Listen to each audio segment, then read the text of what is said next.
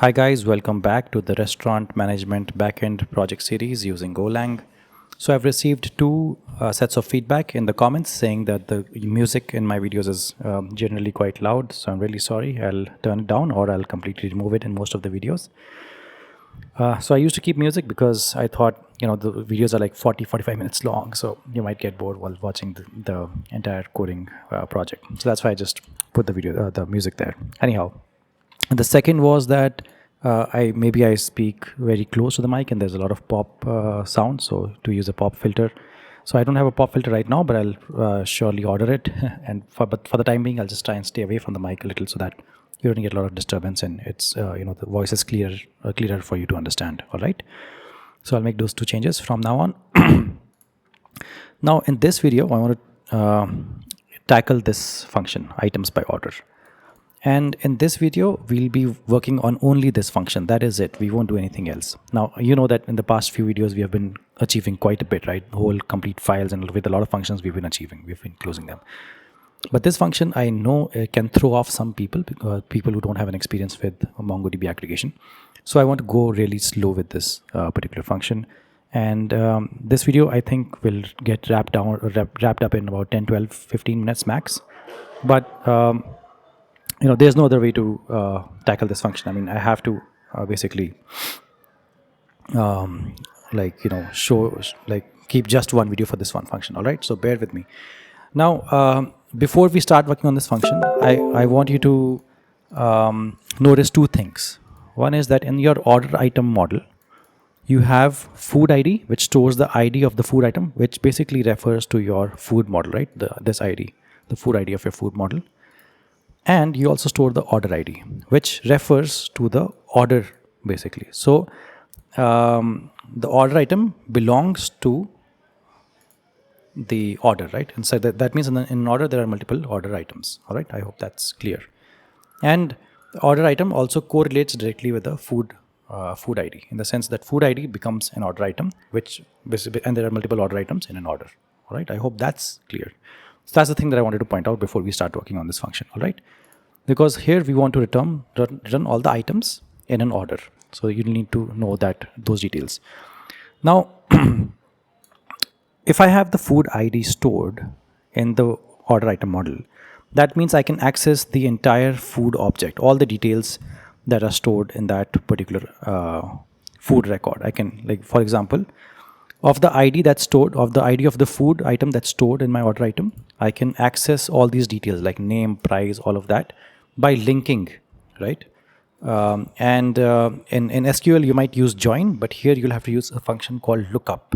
So from order item, we look up to food model using this ID. So this ID is a local key here, but it's a foreign key, right? Which translates directly to food ID here. And we can access this entire food record for this order item model.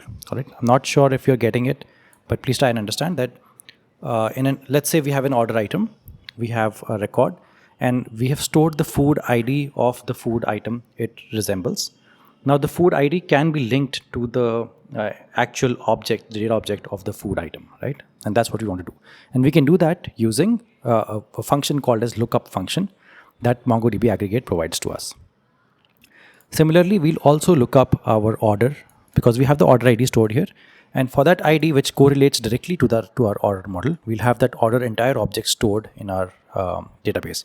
So all these details we can access, again, using the lookup function. So we'll be doing two lookups, right? Now there will be a third lookup because we want the table details as well. So right now, we have stored the table ID of the order inside the order object. And using this table ID, we can access our table model and access that particular record and get all of these details like number of guests, table number, all of those details we can get from our table collection. So I hope I'm making sense, right? So 3 times you'll be looking up. All right. So I wanted to get that clear before you work on this function. Now to set up this function, we'll do the regular stuff that we do, which is context dot with timeout, context dot background. Sorry, there's a double bracket by mistake. I don't know what's happening. Here you'll say comma 100 multiplied by time dot second. This is our usual stuff that we do, right? Now, I want to start off by creating a match stage. So match stage is a stage in MongoDB aggregation where you're able to match a particular record using a particular key from your database. So here, what I want to match is, first I'll say $match. So $match is the operator. So you have to use dollar. That's the syntax that MongoDB wants you to give. And here you want to say order ID, comma ID.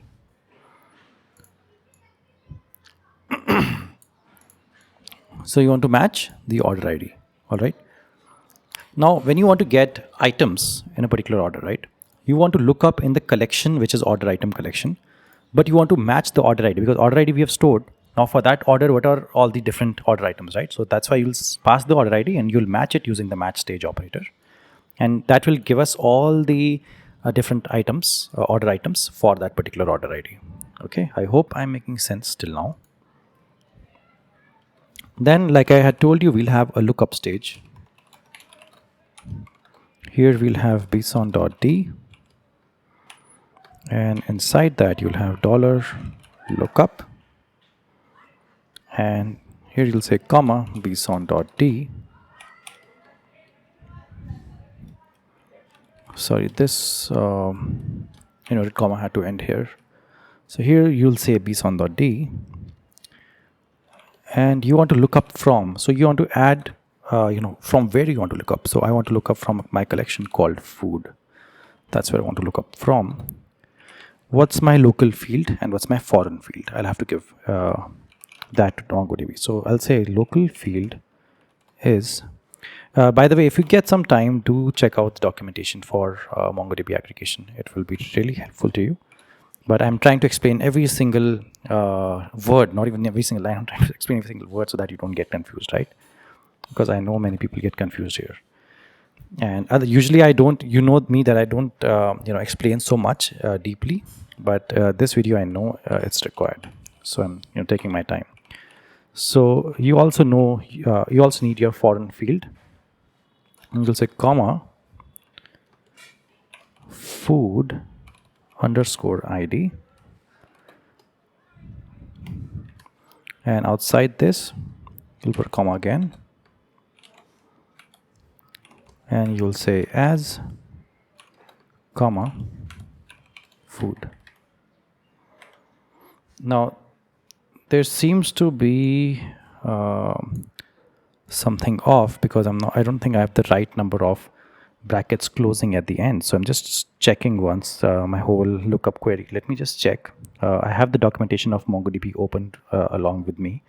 So I'm checking it and comparing it with that. I'll have lookup, and then I'll have the local field. I'll have the foreign field. And then I'll have as. Okay. So as you notice that I'm closing this bracket, the bracket out here, but I'm not closing these two brackets, right? So I need to close those two brackets as well. So I'll say close. Now I'm getting a squiggly line here. I don't know why.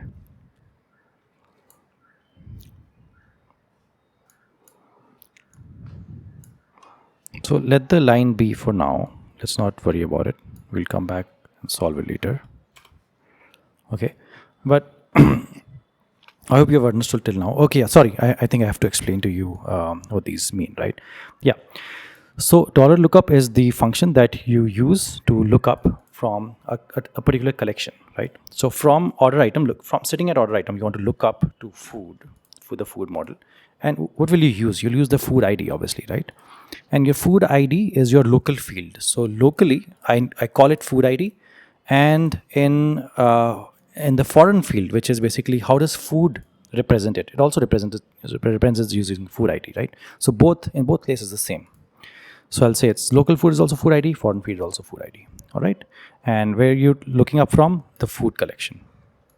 The third thing is as. As means that how do you want it to be represented as? So when you get that data back from running this particular pipeline stage, now one thing to note in pipeline stages are that whatever data you get in the first stage, you'll get back in the you'll get that in the second stage, and based on that you'll apply the third stage in operations. So that's something that people get confused in. So just remember that whatever you get back from the first stage, because from the first stage now you'll be getting only the orders that will match, or only the order items that will match this particular order ID, right? You'll be getting only those things. Using that match stage, you'll put a lookup stage to get the data of food for those particular order items, right? That's what's happening now.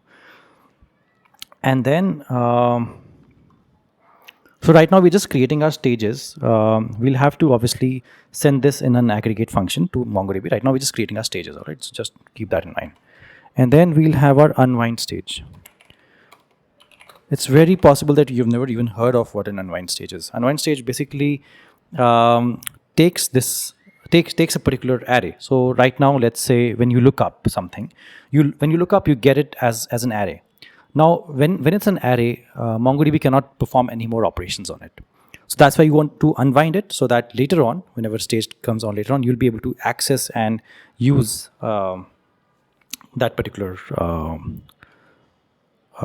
array. So if it's an array, it won't be able to, the MongoDB won't be able to process it or perform any operations on it. But if you unwind it, then MongoDB can perform any operations on it, right? So that's why whenever we do a lookup, you get that particular data in, let's say, food, right? Now you want to apply an unwind stage on that food array, so that you're able to then run some functions on it. So you'll say bson.d, and you'll say $unwind, comma bson.d,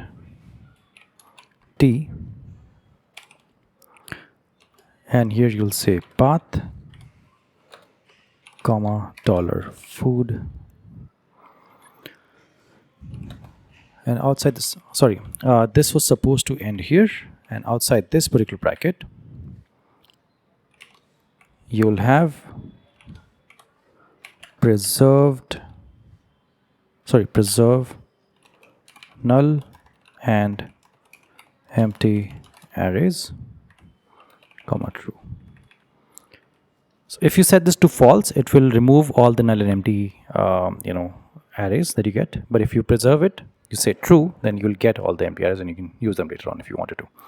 So usually it's a good practice to set this as true. Okay, by default it's false, so you don't have to write false specifically.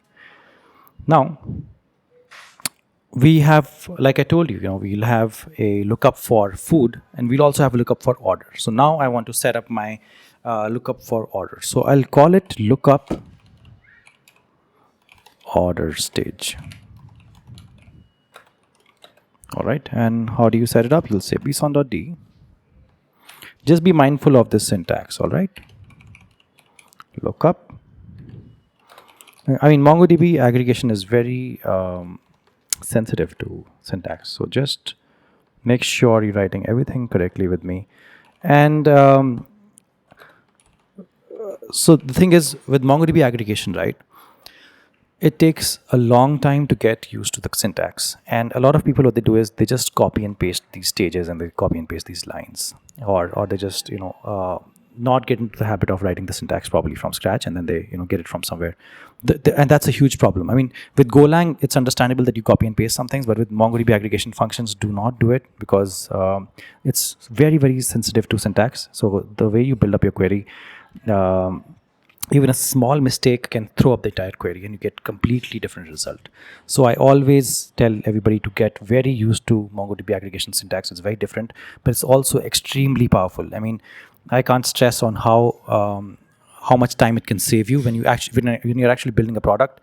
You can get so much data, so many operations can be done, and aggregation is very, very quick, right? It's not slow. It's one of the fastest things that I've seen, as a database operation. So aggregation is very fast, very powerful. So that's why it's a tool. If you can learn it, if you can learn the entire syntax properly, and you know how to build these queries like I'm building in front of you right now, it's a very powerful tool to have, and you can be a really great programmer. All right.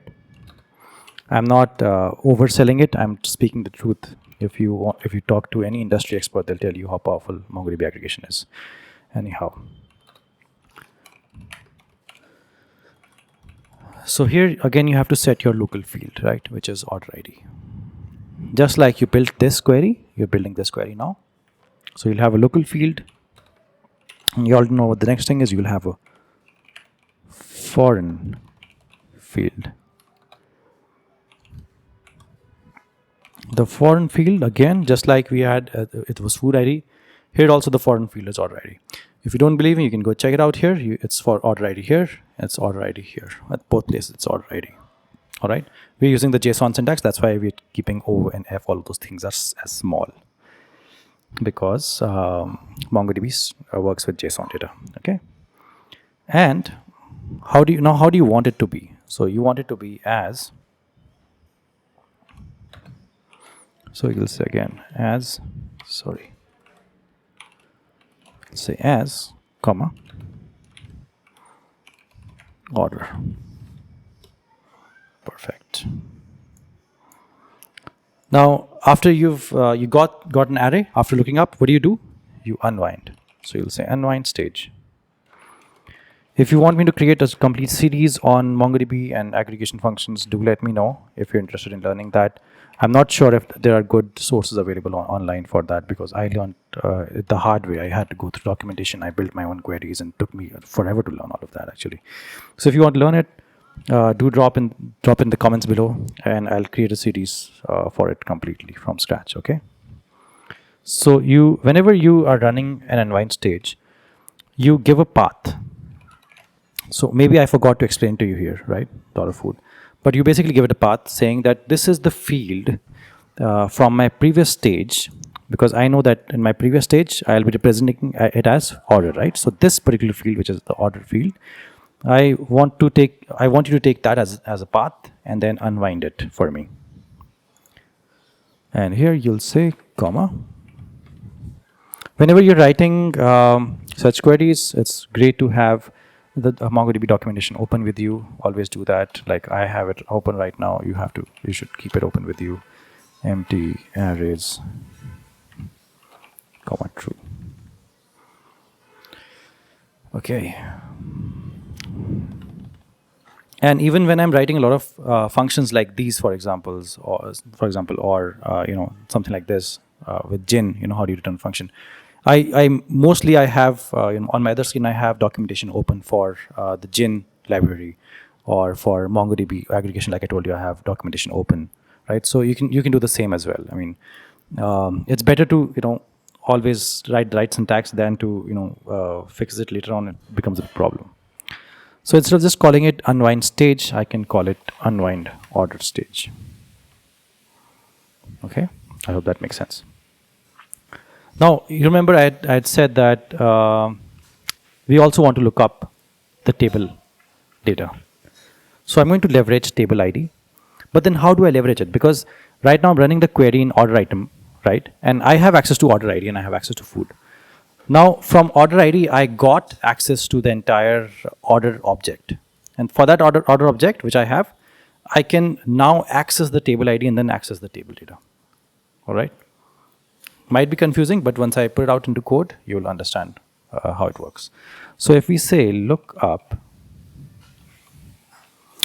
table stage bson.d, and I'll be honest with you, this is the most difficult part in this entire series. Okay, so we've done 12 videos. This is the 13th video, I think, and this is the most difficult part. Everything else, I just went through it very quickly, because in the previous videos, previous series, if you've been doing my series, it's a cakewalk for you, right? All the other things that we did, it's a complete cakewalk for you. But this part, I know people will struggle, so that's why I'm taking all the time possible to get this right. If you get this part right, entire project works totally fine, right?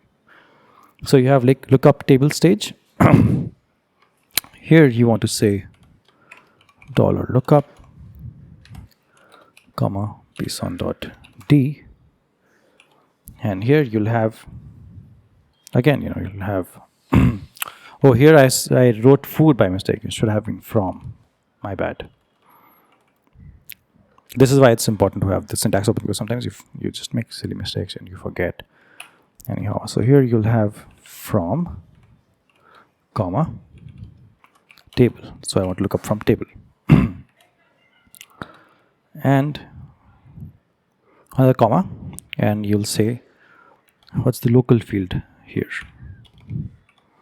So the local field that I have is order.table ID. Now, why order.table ID? Because we took the order ID, we looked it up, we got the entire order object for this particular order item. We got the entire order object, and we're referring to it as order from now on. And I unwinded the whole order, and now I can access the fields inside that order object. One of the fields that are inside the order object I know is the table ID. So now I want to access the table ID. To access the table ID, I want to say order.table ID, all right, because I already have the entire table object in my field called order. I hope that's making sense. Just keep ensuring you have the right syntax, okay? Because if there's an error in MongoDB query, it's slightly more difficult to solve it. So here, by mistake, I had written capital T, so I had to make it small t. Make sure you do that again with me. If this is the equivalent of walking on landmines and figuring out if there's a landmine in the field or not. So now you want to talk about the foreign field. So foreign field in table, how is it represented? It's basically represented as table ID. As you can see, it's represented as table ID. Okay. So foreign field is simple. It's just table underscore ID. And what do you want to represent this data as? So we'll say as comma table. Perfect. And now I want to unwind the table stage.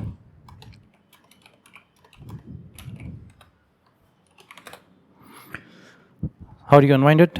Unwinding syntax is much easier than the other syntax. So all you have to say is just $unwind, comma, pson.d.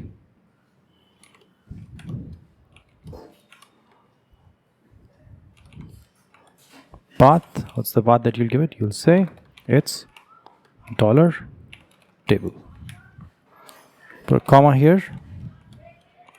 You will say preserve null and empty arrays, comma true. Okay.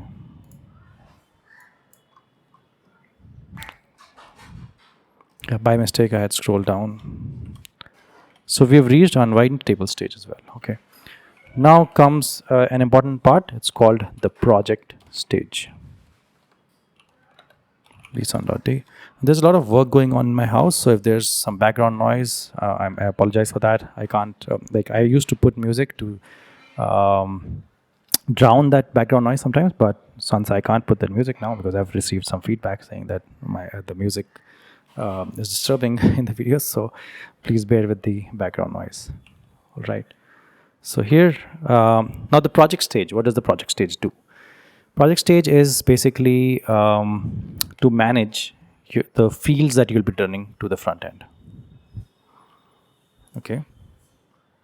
So what does that mean? That means that after you do all these operations, right, you'll get a lot of fields. You'll get a lot of data that's probably not required. I mean, if you send all of that data, it might just confuse the front end. So either the front end or to the next stage, like you can decide. Like I'm talking about front end, but you can also say that what's the data that you want to go to the next stage, so that you don't get confused when running these operations. So project stage basically controls whatever goes to the next stage or to the front end. I mean, if you use it as the last stage in your complete aggregate pipeline, if it's the last stage, then it will determine what goes to the front end. But if it's one of the stages in between, it just determines what goes to the next stage. Okay, so let's work on our project stage. So let's build the project stage from scratch. Here you'll say $project, comma pson.d, and inside you'll have now multiple things, right? So the first data point that I want to talk about is ID.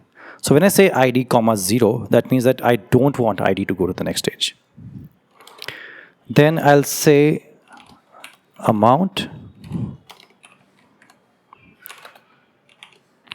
and I'll say $food.price. So here I'm saying that I want amount, a field that to go, but and what will that field be? It'll be referring food.price. So whatever.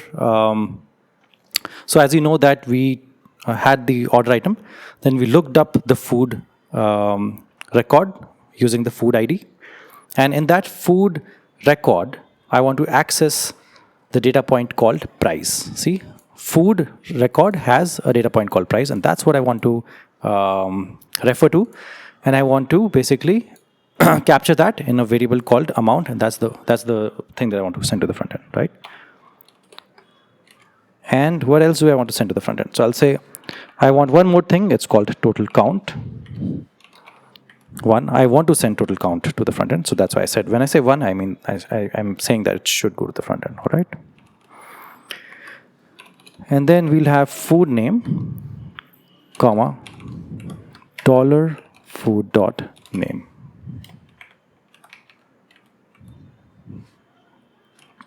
Comma, we'll have food image, underscore image, comma, $food dot food underscore image. Now, if you open up your food model, you'll understand that this is the one that you're talking about. Name, talking about food image. We just talked about price, right? So that's why it's $food.name, $food.price, $food.food image. That's how it's going, right? And then I want table underscore number. So this I want it to be $table dot table underscore number. Why $table? Because as you know, we have looked up our table as well, table record. That has, the table record has a variable called table number. And that's how we can access it saying table dot table number, okay? And then we have our table underscore ID, comma, $table dot table underscore ID, comma, order underscore ID, $order dot order underscore ID, and price, comma, $food dot price,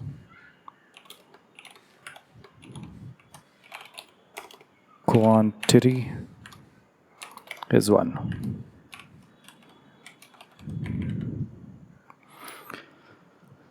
All right. Now, all we're left to do is check the brackets. This bracket is getting closed. This bracket is getting closed. So let me bring it here. So both these brackets are getting closed.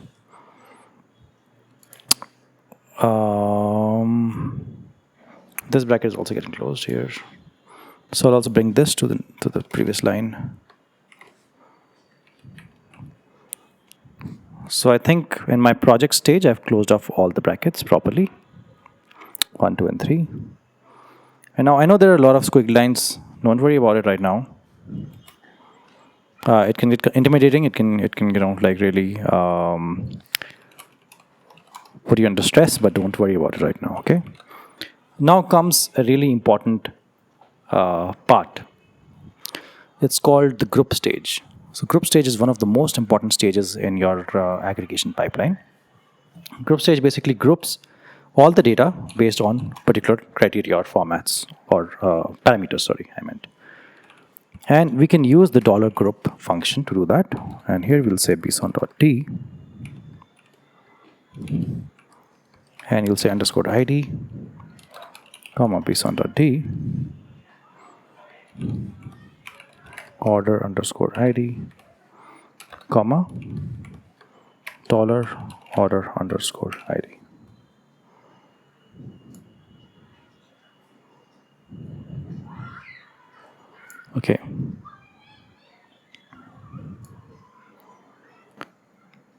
So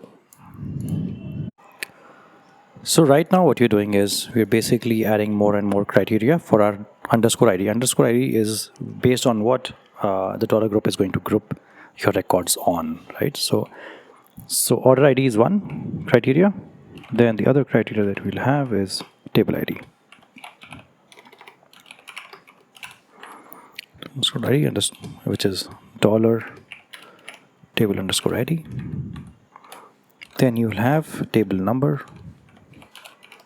table underscore number, comma, dollar table underscore number. All right. So these are our ID. What do you call it? The criteria for ID. Now we'll have to be really careful about where we're closing our brackets. So let's see where the ID bracket closes. Okay, so this bracket closes here with this bracket. So just put some space here. And here you want to start putting some more fields. So now what we're putting are the fields, the extra fields that we want in this group stage. So one field that we want is payment due. So what will payment due be equal to? It will be equal to bson.d, and you'll have dollar sum, comma, dollar amount. So what's happening out here is basically you want to give the total payment due from this user or from the person who's ordering the food, right?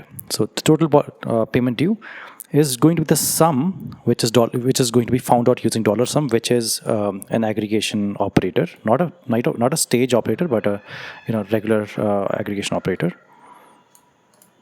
And it's going to basically find the sum of all the dollar amount fields that are present in your data. Okay. Now here you'll put another comma after this payment due thing. You'll put another comma here, and you'll add another field called the total count. So these are new fields that we are adding based on some calculations that we're doing right now. And group stages are really good for calculations because they group data together using some criteria, and then you can find totaling and multiplication of different things because you're compressing data and you're sending compressed or grouped data to the front end or to the next stage. Okay. So here you'll have bson.d and put more brackets here, one more set of brackets. Say dollar sum, comma 1. So when you say dollar sum, comma 1, usually you basically count. You find the count, as in it's how many. Let's say there are 20 records. So in the first group, when you create the first group, there are 3 records in the first group. So it's going to just find the count of those 3 records, which is basically 3. So that's how dollar sum 1 works. Okay. Now these so dollar sum and dollar sum. These kind of things are quite simple in the sense they're very basic MongoDB aggregation, but I'm still explaining this to you because I want to be sure that you get it. But if you just go through any video on MongoDB aggregation, everything should make a lot of sense. But even if you don't have time to do that, I'm still trying to cover as much as possible so you can understand it completely. Now, there's one more field called order items. So whatever data was there in the root in the sense, whatever data that came to the stage, we can refer to it as using $root. We can refer to that. So we can push it in an array called order items so that all of that data will still be here if we want to use it later on. And that's the benefit or the beauty of the $push command, which is again an aggregation function that MongoDB gives you. Okay. Now, after all of this, I need some breathing time, man. Because I'm typing less in this video, I'm explaining a lot more. Here we have something called as the project stage 2. We'll have another project stage. We give it a name of project stage 2, and make sure this D is capital. And here you'll say $project, comma bson.d, Now let's start working on it. This bracket also will bring it in the previous line itself. Okay. Now here, what do you want? You'll have one. You'll start having criteria like this, in the sense the fields. The project, as you remember, is the fields that you want to send or not send. So you'll start having that same kind of a discussion, right? So you'll say, first thing that I want to worry about is ID. So I don't want to send the ID. So I'll say ID is equal to 0. The other thing that I want to send is payment due. So I'll say payment underscore due, comma 1. And then I want to worry about total count, total underscore count, comma 1. Then comma, table underscore number, comma, dollar underscore ID dot table underscore number. So since you've been building this with me, I'm sure by now you already know that this is a serious project that we've built here, right? It's not a small project. It's pretty big. It's pretty extensive, because we have a very complex, I won't say very complex, but I'll say like fairly complex model system. We have food orders and order items and tables and all those different things, right? We have fairly complex like our login system is there, so it will be there, as in we'll build it, so it'll be complex. We'll have routes. The project structure itself is fairly complex, right? And you're doing all this aggregation, which is fairly complex. So you can use this in production, in the sense, right now we're building a restaurant management system, but you could build, let's say, some other system, right, using the same kind of structure of a code. By the way, I have 2 more video series coming up. One will be a hotel booking and reservation system very soon. The other will be an e-commerce system. So both will be not exactly same like this, but they'll have a lot more changes. So we'll build those as well. So that once you do these three projects, right, the restaurant management, the hotel booking system, and the e-commerce system, then you'll be so confident building projects in Golang. Now comes the most important part. So we're done with creating our stages. Now we have to send these stages to the order item collection using the aggregate function. So how do you do that? You'll say Mongo. Now I know I said this video will not take more than 10-15 minutes or something. I know it's gone more than that, way more than that. But then it was required, man. I mean, if I don't explain this to you, and if I just type quickly, I mean, I won't get any satisfaction. I want you to understand this, otherwise there's just no point. So here you've defined your match stage and lookup stages already, right? So as you're typing them out here, all the squiggly lines are going away. That's why I had told you, don't worry about them right now, okay? And so lookup stage, the squiggly line has gone away. Now the next is unwind stage, comma, look up your order stage, comma, unwind order stage, comma, look up your table stage, comma, your unwind table stage, comma, your project stage, comma, your grip stage, comma, your project stage 2. Perfect. Project stage 2, right? And I can bring this in the previous line, actually.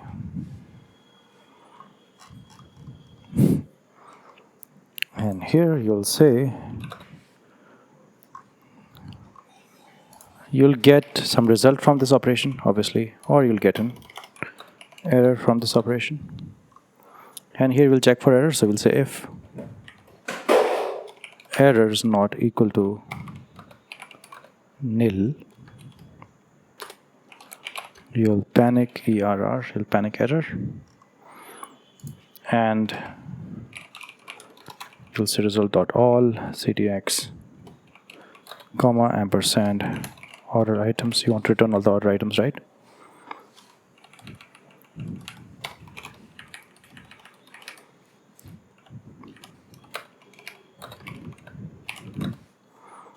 Here we'll say if error is equal to